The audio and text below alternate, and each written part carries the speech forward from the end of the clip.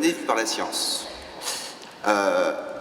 On a pris le temps, c'était long depuis ce matin, on était tous là à attendre, on a passé des heures à écouter, à débattre, à s'émerveiller, à s'inquiéter, à réfléchir, à comprendre, à se gratter la tête. On a passé beaucoup de temps. Et sans doute aujourd'hui plus que jamais, il est temps de prendre le temps de réfléchir à la science. France Culture, tous les jours pendant 1 heure, c'est un espace incroyable, pendant 1 heure, les gens ont le temps de réfléchir, de parler, d'écouter. Le grand public peut s'informer de ce qui se fait dans la science. Incroyable, impérieuse nécessité, aujourd'hui plus que jamais. Science et Vie est fondée il y a 102 ans et son fondateur a dit, la simple passion qu'il avait, c'est suivre les passionnantes péripéties de la science. 100 ans après, donc chaque mois le magazine est sorti, 100 ans après, on a l'impression qu'aujourd'hui plus que jamais, il faut que le grand public s'intéresse, s'émerveille, s'inquiète, comprenne ou ne comprenne pas, questionne, débatte du fait scientifique. Pourquoi aujourd'hui plus qu'hier? Parce qu'il y a un très singulier paradoxe qui fait que Science et Vie va sortir pendant très longtemps encore, c'est que plus on en sait, plus on a de questions. Plus on peut faire des choses, plus il y a de dangers qui sont devant nous.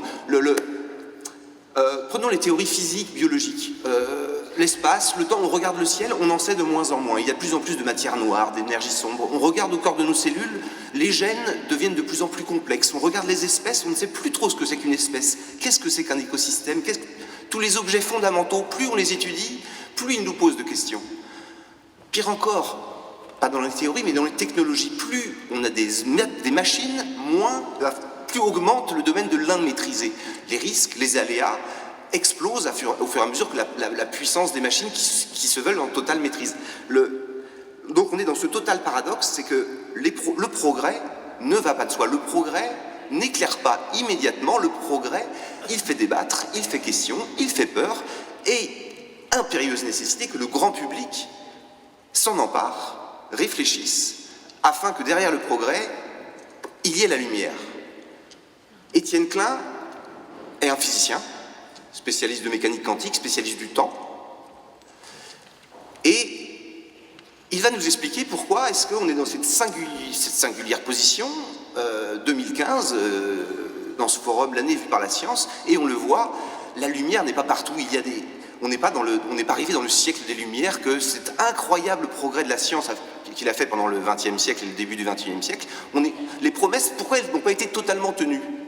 Pourquoi est-ce que ces progrès techniques, ces incroyables théories, qui sont incroyablement validées, ne nous ont pas amené le bonheur universel, la lumière partout? Pourquoi est-ce qu'on a plus de questions aujourd'hui qu'hier?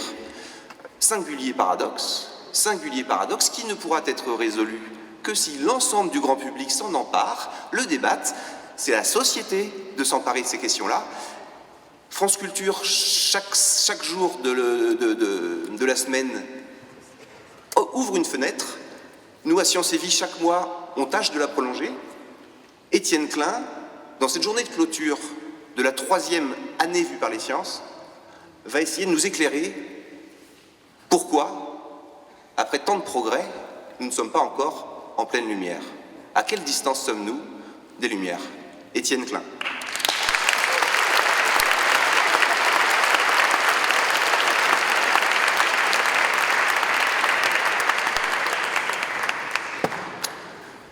Bonsoir à tous. Bon, c'est une salle très impressionnante. Je suis un petit peu intimidé et je me sens très honoré d'avoir été invité par France Culture à prononcer cette leçon.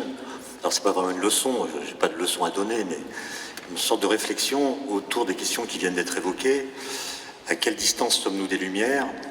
Comme vous le savez certainement, l'année 2015 a été choisie par l'UNESCO pour être l'année internationale de la lumière.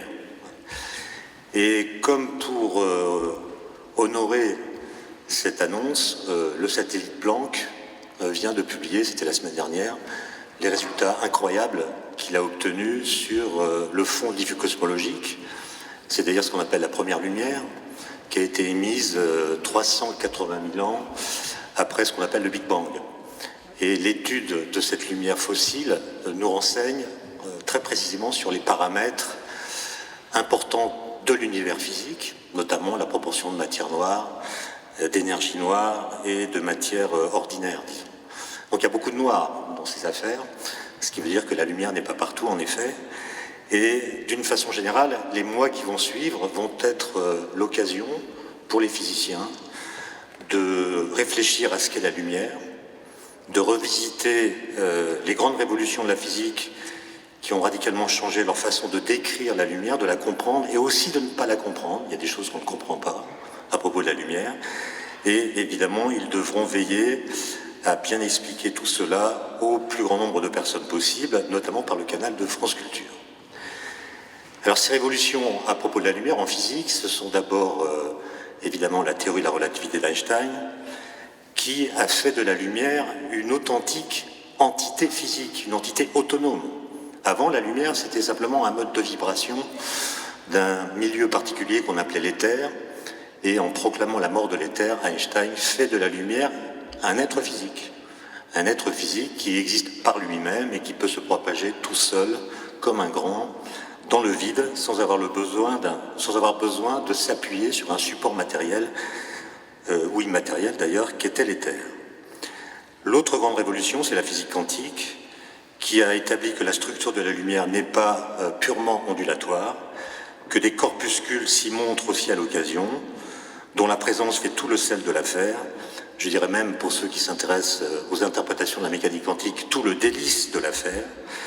Et puisque quand on regarde le statut de la lumière en mécanique quantique, on est invité à se prendre la tête entre les mains et à se demander, mais qu'est-ce que c'est que toute cette histoire? Alors, le résultat de ces deux révolutions, c'est qu'il y a une ambivalence de la lumière, une ambivalence qui est si irréductible qu'on ne peut pas prétendre avoir fait toute la lumière sur la lumière. La lumière physique continue d'avoir sa part d'ombre métaphysique. La deuxième révolution que je viens d'évoquer, ou plutôt la première sur laquelle je veux revenir un instant, la théorie de la relativité, a également changé non seulement le statut de la lumière, mais également le statut de la vitesse de la lumière, en prétendant, à rebours de sa propre appellation, qu'elle n'est pas relative. La théorie de la relativité dit que la vitesse de la lumière n'est pas relative, elle est la même pour tous les observateurs, en un sens, ou plutôt en ce sens-là, elle est absolue, ce qui permet au passage de préciser que la théorie d'Einstein ne dit pas que tout est relatif, puisqu'il y a au moins la vitesse de la lumière pour échapper à cette pseudo-règle. Je dis d'ailleurs pseudo-règle, car s'il était absolument vrai que tout est relatif, cet énoncé serait lui-même relatif et donc pas absolument vrai. Que veut-on dire au juste lorsqu'on dit que la vitesse de la lumière est la même dans tous les référentiels, ou ce qui revient au même, que la vitesse qu'a la lumière est indépendante de la vitesse qu'a sa source? Eh bien, pour le comprendre, il faut déjà savoir que seules les particules de masse nulle, comme les photons, peuvent aller à la vitesse de la lumière, qui est de 299 792 458 mètres par seconde. On la note en général petit c, la lettre avec la lettre petit c. Une particule massive, comme l'électron par exemple, elle va nécessairement à une vitesse inférieure à c, pas forcément de beaucoup. Si elle a beaucoup d'énergie, sa vitesse peut être très proche de celle de la lumière, mais sans que cela change la vitesse de la lumière par rapport à elle. C'est un point crucial qu'il faut bien comprendre. Lorsque la vitesse d'une particule s'approche de la vitesse de la lumière, c'est-à-dire de c, la vitesse de la lumière par rapport à cette particule demeure égale à c. Bon, ça n'a pas l'air de vous surprendre. Alors je vais essayer d'être plus explicite. Imaginez pour voir qu'un photon, c'est-à-dire un grain de lumière, traverse cette salle, disons de gauche à droite pour moi, vous vous mettez à courir après lui, à courir très vite comme un super-héros, par exemple à 299 000 km par seconde, donc à une vitesse proche de celle de la lumière. Vous aurez envie de croire qu'il suffirait que vous puissiez encore accélérer un peu pour aller aussi vite que le photon. Eh bien non, quelle que soit votre vitesse, la vitesse de la lumière, la lumière se déplacera par rapport à vous à la vitesse de la lumière. Vous ne pourrez donc jamais courir aussi vite qu'un photon, encore moins le rattraper et encore moins le doubler. Accepter une telle conclusion réclame une certaine ouverture d'esprit, mais la bonne nouvelle en forme de miracle encéphalique, c'est qu'on peut s'ouvrir l'esprit sans se fracturer le crâne. Alors voilà pour la lumière physique, mais les lumières, c'est aussi une affaire philosophique. Il y a un esprit des lumières dont nous proclamons volontiers être les dignes héritiers, plus ou moins vaillants. Et la question que je voudrais d'abord poser, c'est en quoi consiste cet esprit? Alors il suffit de lire des livres et remarquer que c'est d'abord un esprit qui promeut l'autonomie de l'entendement, la primauté de l'esprit scientifique sur la providence, dont la révolution newtonienne était à l'époque l'illustration la plus marquante. Cette tendance s'accompagne bien sûr d'une croissance de l'esprit critique. John Locke, par exemple, a écrit un livre dans lequel il critique les idées innées, ou du moins les idées que l'on croit innées. Cet esprit des Lumières, c'est aussi celui qui pose la finalité humaine de nos actes. On ne vise pas Dieu, mais les hommes. On vise l'humanité telle qu'elle pourrait devenir sur Terre. On propose en somme la quête du bonheur en remplacement de l'aspiration au salut. Dans son discours de Harvard, qu'il a prononcé le 8 juin 1978, Solzhenitsyn précisait ceci: l'humanisme rationaliste des Lumières était en fait une autonomie humaniste. Elle proclamait et réalisait l'autonomie humaine par rapport à toute force placée au-dessus de lui.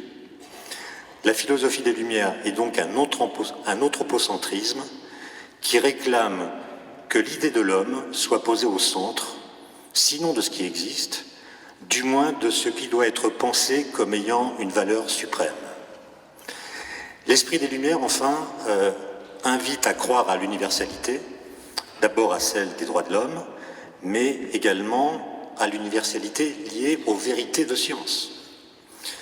L'une des idées que défendent ces philosophes, en effet, c'est que la souveraineté du peuple se heurte à une limite qui est précisément celle de la vérité sur laquelle elle n'a pas de prise. David Hume, par exemple, écrit en 1742 « Même si le genre humain tout entier concluait de manière définitive que le soleil se meut et que la terre demeure en repos, en dépit de ces raisonnements, le soleil ne bougerait pas d'un pouce de sa place et ses conclusions resteraient fausses et erronées à jamais. » Fin de citation. La vérité ne serait donc relevée d'un vote. Mais, et c'est là que les choses deviennent intéressantes en démocratie, c'est aussi cette indépendance de la vérité qui protège l'autonomie de l'individu, puisque l'individu peut toujours, face au pouvoir, se réclamer du vrai.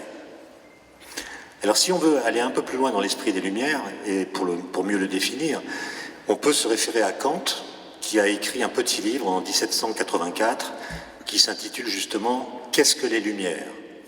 Et je vais lire les 3 premières lignes de ce livre, qui peuvent être lues d'ailleurs comme une sorte de mot d'ordre.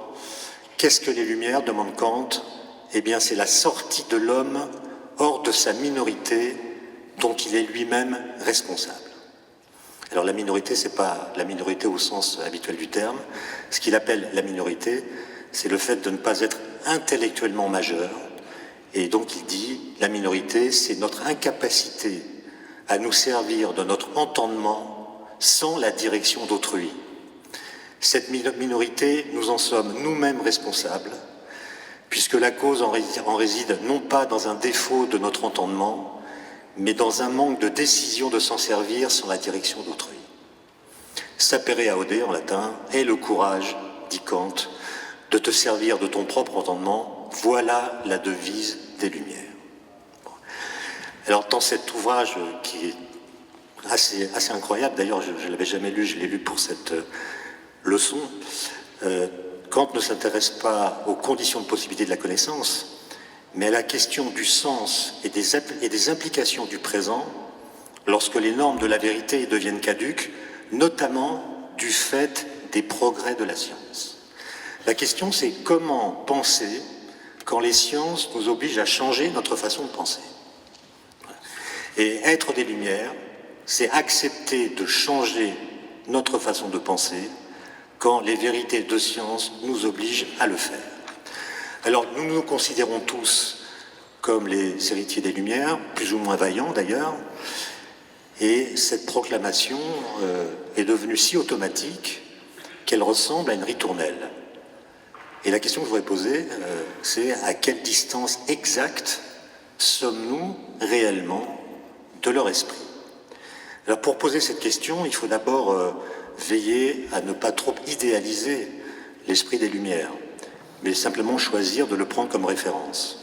Gaston Bachelard, qui a, je crois, enseigné dans cet amphithéâtre sans micro, expliquait, je le cite, que la lumière projette toujours quelque part des ombres. Cette formule s'applique bien sûr à la lumière elle-même, je veux dire à la lumière au sens physique du terme, mais aussi à la philosophie des Lumières qui a des versants ombrageux. Pierre Bourdieu était allé encore plus loin, puisqu'il parlait, lui, je le cite, d'un obscurantisme des Lumières, pouvant prendre la forme d'un fétichisme de la raison et d'un fanatisme de l'universel. Fin de citation. Cette formule est sans doute trop sévère, elle s'applique sans doute davantage au siècle des Lumières lui-même qu'à l'esprit des Lumières. Le siècle des Lumières fut en effet un siècle ambigu, un siècle pas intégralement lumineux, puisqu'y voisinèrent l'encyclopédie, les fêtes galantes et la guillotine, qui fut parfois actionnée à une cadence d'essuie-glace.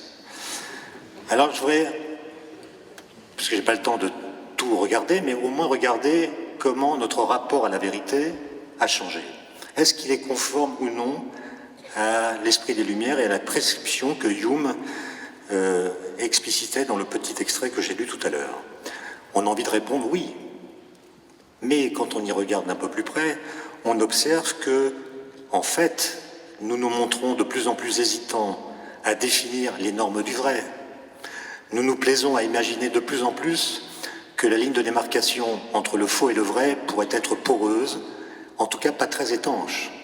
On pourrait donc dire qu'il y a une sorte d'amollissement de la notion de vérité. On entend de plus en plus souvent dire, par exemple, que les théories scientifiques, tenues pour vraies ou fausses, ne le seraient pas en raison de leur adéquation ou non avec des données expérimentales, mais seulement en vertu d'intérêts purement sociologiques. En clair, il faudrait considérer que toutes nos connaissances sont conventionnelles ou artificielles, et il faudrait en plus gommer l'idée qu'elles pourraient avoir le moindre lien avec la réalité.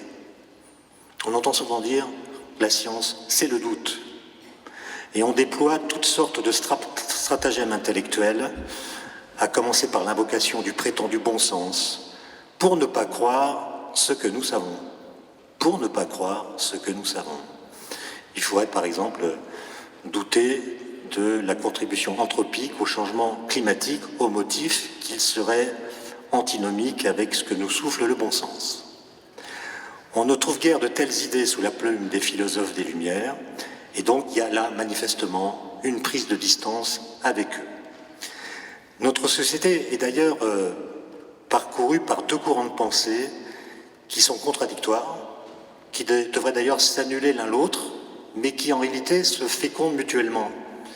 Le premier, c'est un attachement intense à la véracité, c'est-à-dire un souci permanent de ne pas se laisser tromper. C'est une attitude de défiance généralisée, une détermination à crever les apparences pour atteindre les motivations réelles qui se cachent derrière. Ça peut même aller jusqu'à la théorie du complot. Et cette tendance s'étend désormais jusqu'aux sciences les plus dures.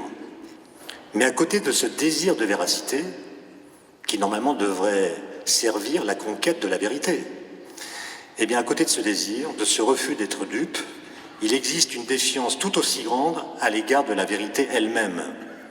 On se demande si elle existe, et si on pense qu'elle existe, on se demande si elle pourrait être autrement que relative, subjective, culturelle, ou quelque chose dans ce genre.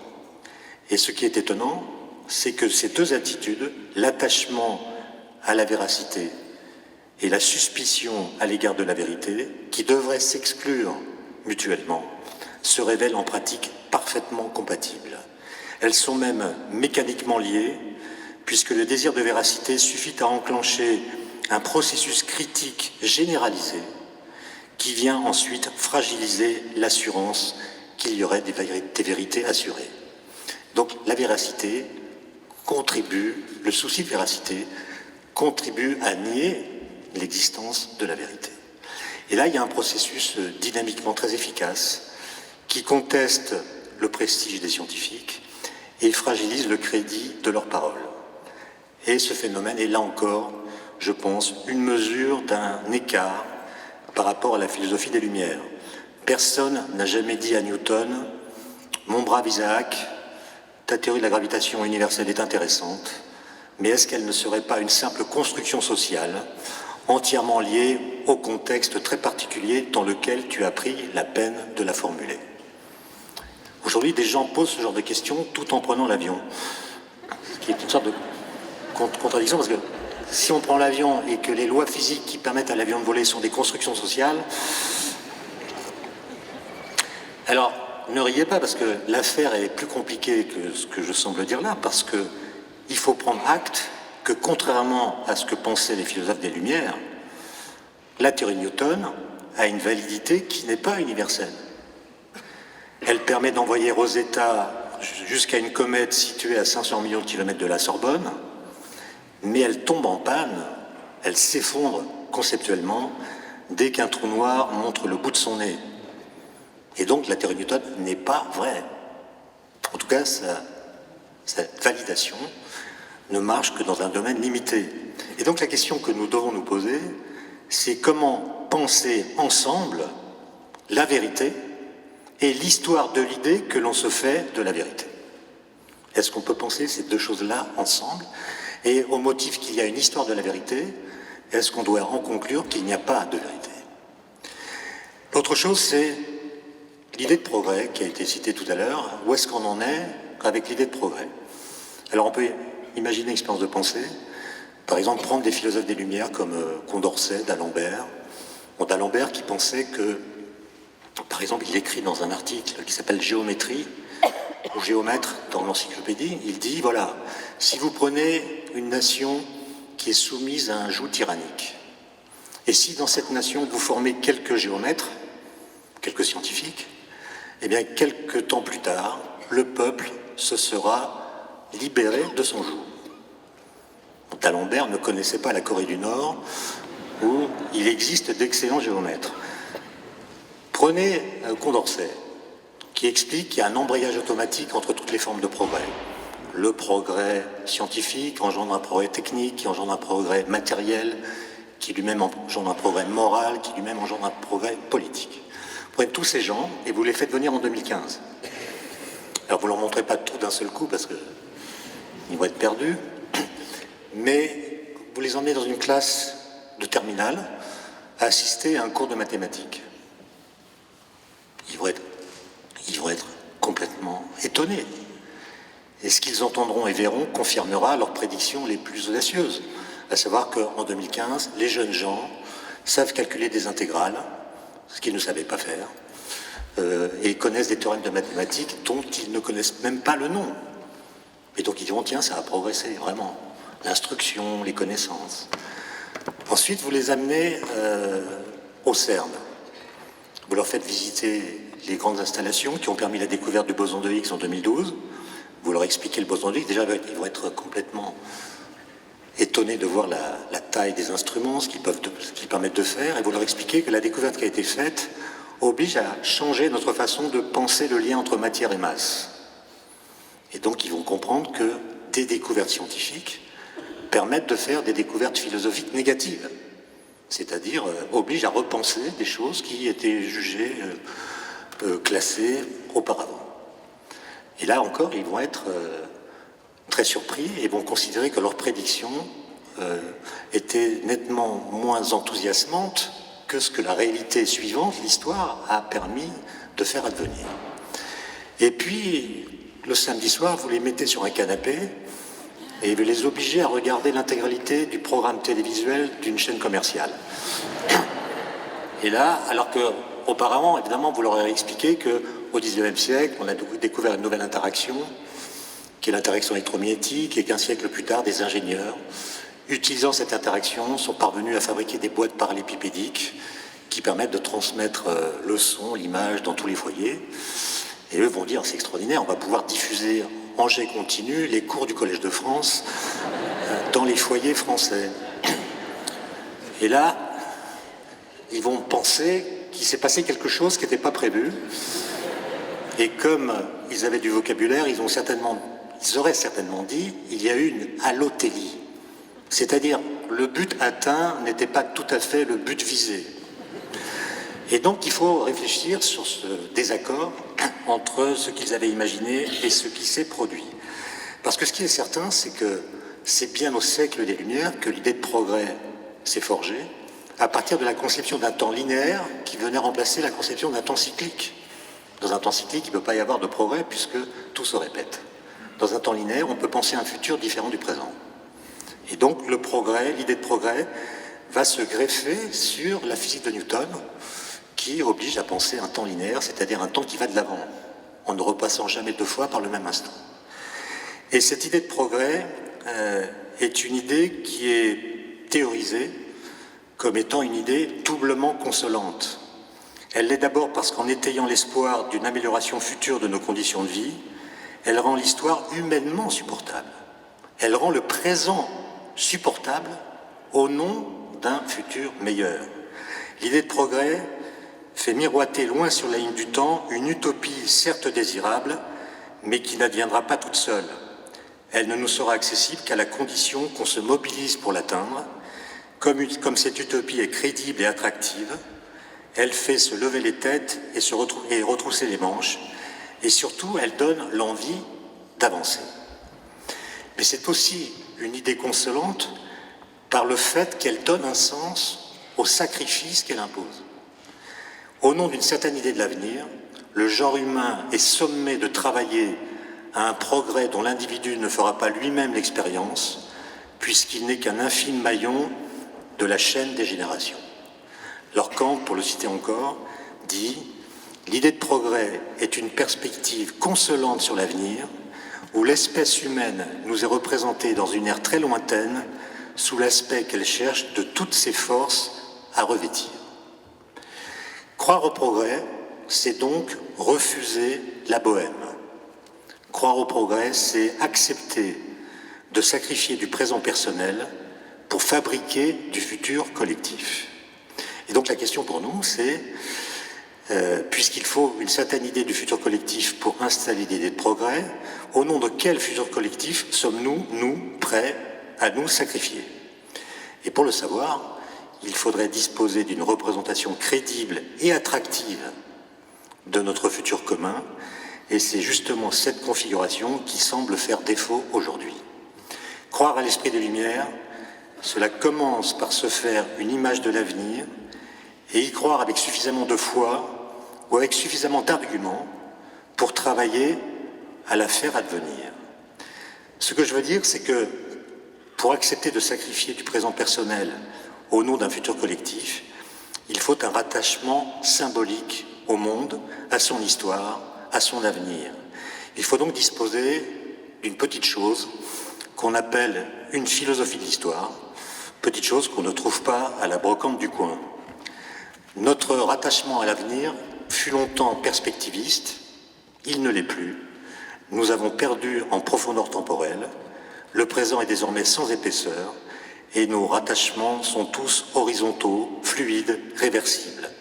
C'est d'ailleurs le réseau des télécommunications qui incarne le mieux ce nouveau rapport au temps.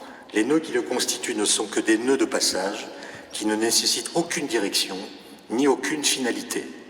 Se trouve ainsi abolie toute idée de récit et même toute idée de filiation qui jusqu'à présent était seule capable de donner du sens au collectif et aux politiques. En fait, le récit, les grands récits, parvenaient à vaincre l'aporie du temps en inventant une histoire. Le temps réel, le temps mondialisé, lui, veut la vaincre, cette histoire, en arrasant le temps historique. Du coup, le futur s'absente progressivement du présent, et s'absenter du présent, il faut quand même le faire, comme si l'urgence, comme si la crise avec un grand C, c'est plus la crise de ceci ou de cela, c'est la crise avec un grand C, la crise transcendantale, avait partout répudié l'avenir comme promesse. Le présent est devenu omniprésent, il se limite à lui-même, il absorbe en quelque sorte le passé aussi bien qu'il annule les perspectives d'avenir. Il y a donc urgence à reconstruire un horizon, mais comment faire? Comment est-ce que ça se reconstruit, un horizon? Avec quel genre de truelle? Personne n'en sait rien. Et pour en revenir à Kant une dernière fois, il faudrait dire que lui ne se prononce pas sur la possibilité qu'un jour nous sortions effectivement de notre minorité pour devenir majeurs. Beaucoup de choses laissent à penser, dit-il, que nous ne le sommes pas encore et que nous ne le deviendrons jamais. Cela nous contraint à saisir les lignes de fragilité qui marquent notre présent, sans nous donner cette facilité un peu théâtrale consistant à dire soit que nous vivons un lever du soleil radieux, soit que nous sommes plongés au creux de la nuit dans la plus grande perdition. La modernité doit plutôt être pensée comme une sorte de crise permanente, comme un défi intranquille qui force l'homme à affronter la nécessité de se produire lui-même. Lorsque s'efface ou disparaît le cadre de référence qui nous permettait de nous orienter dans le monde, lorsque les contours de la vérité changent, il nous faut chaque fois inventer de nouvelles pratiques et de nouvelles façons de penser. Cela peut paraître fatigant, mais c'est aussi l'occasion de caser de l'utopie, de réinstiller de l'espoir, de réinstaller de l'espoir, et donc de redonner de la vigueur à l'idée de progrès, dont je rappelle quel est l'anagramme de le degré d'espoir. En 1987, Georges Canguilhem, qui enseignait lui aussi, c'est un élève de bachelor, dans cet amphithéâtre, a publié un article qui s'intitule « La décadence de l'idée de progrès ». Un article daté de 1974. Et dans cet article d'une vingtaine de pages, il explique que la notion de progrès s'est développée selon deux phases différentes. La première phase, qui a été formalisée selon lui par les philosophes français du XVIIIe siècle, est une phase qui s'attache à décrire un principe constant de progression, potentiellement infini. Le modèle qui lui est associé, c'est la linéarité, ça va croître continuellement, et la stabilité, il n'y a pas de chaos. Et évidemment, le symbole qu'on associe à cette idée, c'est la lumière. La seconde phase, dit-il, apparaît lors de l'établissement au XIXe siècle d'une nouvelle science, qui est la thermodynamique, qu'on croit au départ comme étant une science concurrente de la physique, qui la contredit même sur beaucoup de points, notamment à propos du temps. C'est une science qui décrit les phénomènes irréversibles et qui fait apparaître une dégradation de l'énergie. Un principe d'épuisement vient alors remplacer le principe de conservation qui était mis en avant dans la première phase. Le symbole de cette deuxième phase, c'est la chaleur, d'où l'idée, dit Canguilhem, qu'il y a eu une décadence thermodynamique de la notion de progrès. La lumière s'est dégradée en agitation thermique. Et donc, si on croit au progrès, est-ce qu'il ne faut pas faire progresser les symboles auxquels on l'associe? Parce que depuis le XIXe siècle, depuis la thermodynamique, il s'est passé beaucoup de choses. Beaucoup d'eau a coulé sous les ponts, il y a eu des révolutions en physique et ailleurs. Et donc peut-être qu'on pourrait travailler à définir un nouveau symbole auquel nous pourrons associer l'idée de progrès et ainsi la faire progresser et donc la rendre compatible avec elle-même. Et il me semble qu'il y a une certaine urgence à poser cette question, qui se voit notamment par le fait qu'en une génération, il me semble, en tout cas, j'ai fait une petite expérience avec mes étudiants, mais il me semble que le sens de la phrase « on n'arrête pas le progrès » a changé complètement en 30 ans. Lorsque j'étais jeune, disons, j'ai été jeune bien après les Lumières, je le précise, il y avait quelque chose de joyeux dans ce « on n'arrête pas le progrès ». C'était en fait un jugement moral.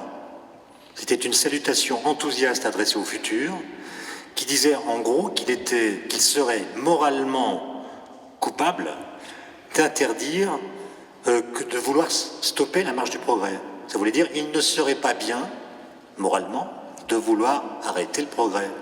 Donc, on n'arrête pas le progrès, ça veut dire ça ne se fait pas d'arrêter le progrès, de vouloir l'arrêter. Alors qu'aujourd'hui, si j'en crois ce que m'ont dit mes étudiants, on n'arrête pas le progrès signifie plutôt qu'il n'est dans le pouvoir d'aucun humain de l'arrêter, comme si le progrès s'était émancipé de nos propres désirs et échappait à toute maîtrise. le rapport que nous avons avec lui a complètement changé. Je remarque aussi, ça a été montré d'ailleurs par des gens qui traquent l'occurrence des mots et la fréquence d'occurrence des mots dans les discours politiques, que le mot progrès n'est plus un mot utilisé dans le langage politique. Il s'est recroquevillé derrière le concept d'innovation, qui est désormais à l'agenda de toutes les politiques de recherche. Et donc, dernière question que je voudrais poser, est-ce que notre façon de théoriser l'innovation rend bien justice à l'idée de progrès? Ou est-ce que l'idée d'innovation n'est pas en train d'entrer en contradiction avec l'idée de progrès? Et pour non pas traiter la question complètement, ni même la résoudre, mais tenter d'avancer dans la solution, je voudrais prendre l'exemple du rapport que la Commission européenne a publié en 2010 dans l'intention de fixer un horizon pour l'Europe. C'est ce qu'on appelle l'Union de l'innovation à l'horizon 2020, donc le rapport H2020 pour ceux qui connaissent. Il s'agit en fait de développer une stratégie qui prendrait la suite de la stratégie de Lisbonne, qui avait été promue en 2000, et qui, elle, visait à faire de l'Union européenne la première économie de la connaissance. Et ce document, qui fait 50 pages, et d'ailleurs dans lequel on trouve le mot innovation 300 fois, en 50 pages, il n'est défini nulle part, son sens va de soi. Je vous lis les premières lignes.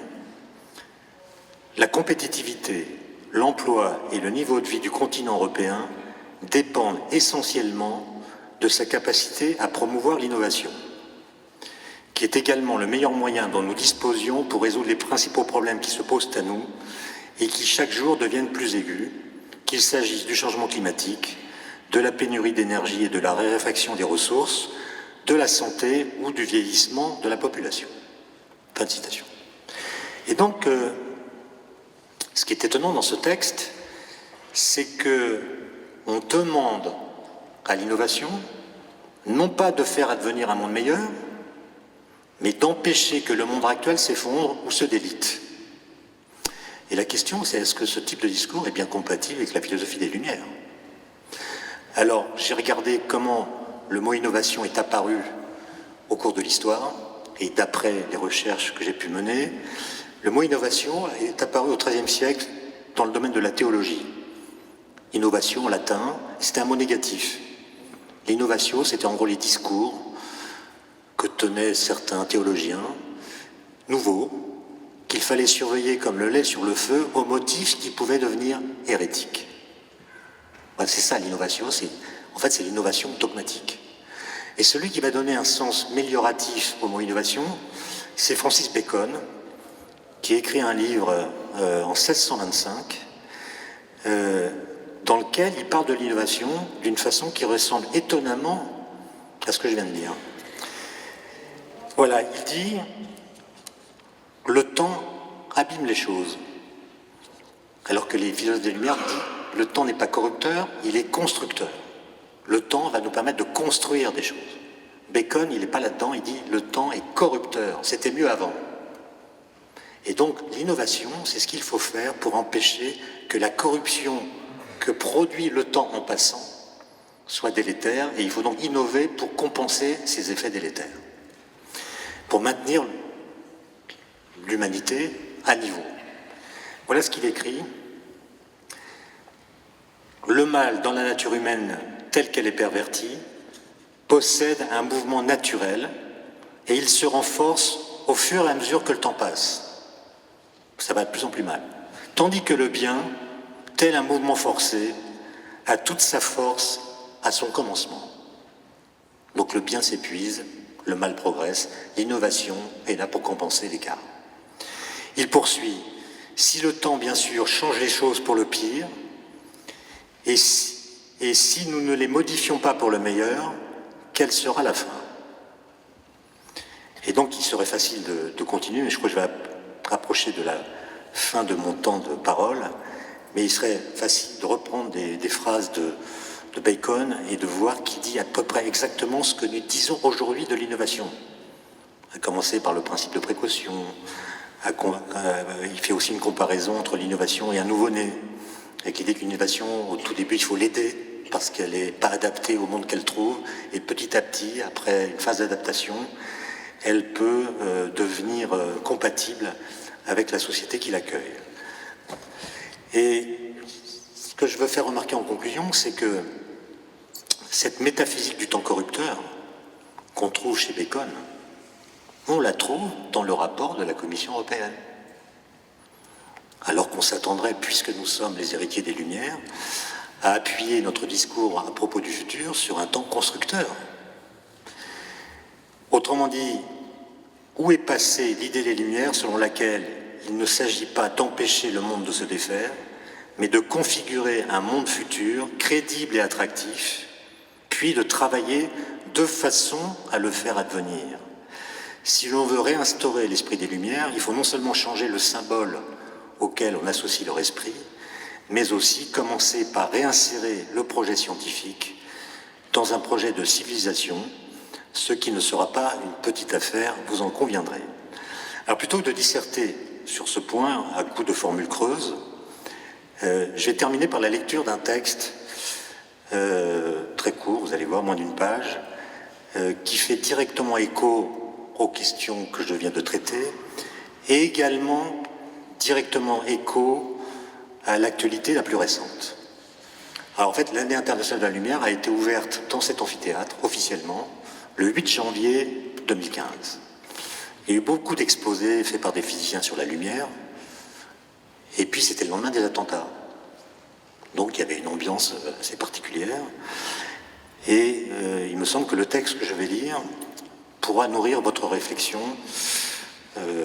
pour les jours qui viennent. Voilà ce qu'écrit Nietzsche, un texte de Nietzsche, dans Humain trop humain, un texte de moins d'une page qui s'intitule « L'avenir de la science ». Je pense que quand les gens ont lu ce texte, à l'époque où Nietzsche l'a publié, ils ont dû prendre Nietzsche pour un fou. Mais il se trouve que, c'est en tout cas mon avis, ce que dit Nietzsche là, c'est exactement ce qui se passe. Je le cite. « La science donne beaucoup de satisfaction à celui qui y consacre son travail et ses recherches, mais fort peu à celui qui en apprend les résultats. » Donc la science est marrant pour les chercheurs, pas trop pour les étudiants, ce qu'on savait déjà. Mais comme toutes les vérités importantes de la science ne peuvent que devenir peu à peu banales et communes, ce peu de satisfaction qu'elles donnent disparaît. C'est ainsi que nous avons depuis longtemps cessé de trouver le moindre plaisir à apprendre la table de multiplication, qui est pourtant si admirable. Si donc la science donne de moins en moins de plaisir par elle-même, et si elle en ôte toujours davantage en jetant la suspicion sur la métaphysique, la religion et l'art qui, eux, consolent, voilà appauvrie cette source de plaisir, de toute la plus grande, à laquelle les hommes doivent à peu près toute leur humanité. Aussi, une civilisation supérieure, une civilisation du futur, devra-t-elle donner un double cerveau à l'homme, quelque chose comme deux compartiments cérébraux, l'un pour être sensible à la science, l'autre pour être sensible à ce qui n'est pas la science. La source d'énergie se trouvera dans un compartiment, dans l'autre se trouvera le régulateur. Il faudra se chauffer aux illusions, aux idées bornées, aux passions. Et il faudra se servir de la science qui est clairvoyante pour prévenir les suites malignes et dangereuses d'une chauffe trop poussée. Si l'on ne satisfait pas à cette condition de civilisation supérieure, on peut prédire presque à coup sûr le cours que prendra l'évolution humaine. Le goût du vrai va disparaître au fur et à mesure qu'il garantira moins de plaisir. Le goût du vrai va disparaître au fur et à mesure qu'il garantira moins de plaisir. L'illusion, l'erreur, la chimère vont reconquérir pas à pas, parce qu'ils s'y attachent du plaisir, le terrain qu'elles tenaient autrefois. La ruine des sciences, la rechute dans la barbarie en seront la conséquence immédiate. Telle Pénélope, l'humanité devra se remettre à tisser sa toile après l'avoir défaite pendant la nuit. Mais qui nous garantira qu'elle en retrouvera toujours la force ? Je vous remercie pour votre attention. Merci.